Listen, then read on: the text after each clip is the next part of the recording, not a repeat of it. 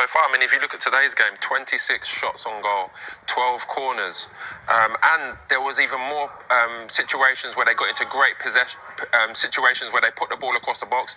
No one's there to put it in the back of the net.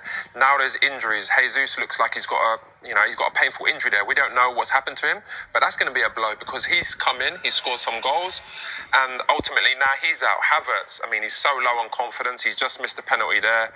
He didn't play well during the game. He missed a lot of chances. There's a lot of problems now, right, at the moment for Arsenal. I mean, we've got players in this people in this studio saying Arteta out.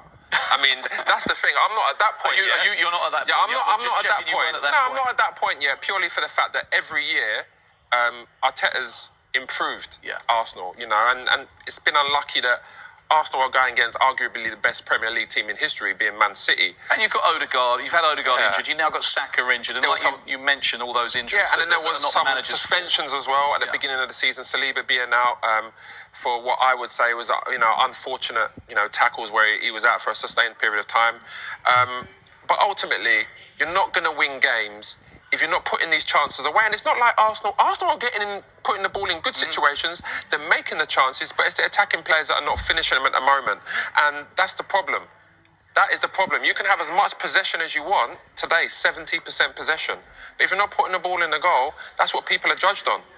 January window, we're in it. Can they do any business, Clinton, do you think? They can, but you don't get the players you want, Thoughts, in January. So it's not worth just bringing in a player that's not going to improve the squad. Arsenal need a player now to improve their squad, and everyone keeps talking about Isak. Isak's not going nowhere in January.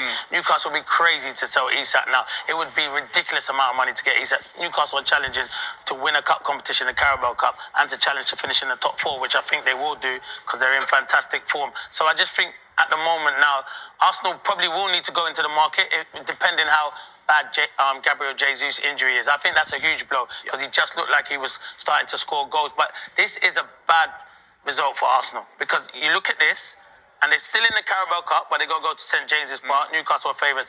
They've got the North London derby coming up, and both teams went to extra time. This is big. If Arsenal lose that and Liverpool go on and win and beat Forest, then I think the title's over for Arsenal. That's true. But one thing, that's true.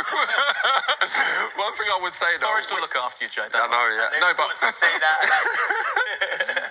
Arsenal have to look to sign someone. And if I was someone at Arsenal now, I would be looking at the players with a release clause. And you've got to look at the likes of Nico Williams, maybe Sesko, that have got release clauses where you can just go and activate it and they're going to come straight away.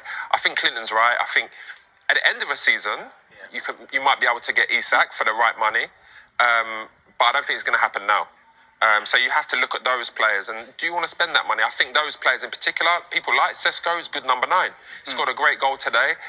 Nico Williams, we've seen what he's doing for his club. We see what he did in the Euros. Someone like that, Arsenal need anyway. They need a left winger. Because, Martinelli's not been playing well. He's low on confidence.